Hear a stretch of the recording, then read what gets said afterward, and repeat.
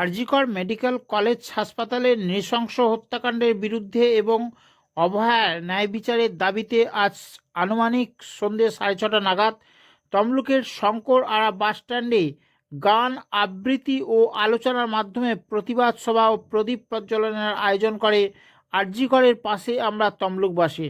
উপস্থিত ছিলেন ডাক্তার ললিত কুমার খাঁড়া, শিক্ষিকা চন্দনা জানা, বন্দনা অধিকারী সহ বিশিষ্ট ব্যক্তিবর্গরা। সিবিআই নির্দিষ্ট সময়ে চার্জশিট না দেওয়ায় অভিযুক্ত সন্দীপ ঘোষ ও অভিজিৎ মণ্ডল জামিন পাওয়ায় বক্তারা তীব্র ক্ষোভ প্রকাশ করেন। দেখুন সেই চিত্র আমাদের সংবাদ মাধ্যমে। We demand justice for তোমার আমার একই স্যার, মা বোনদের একই স্যার।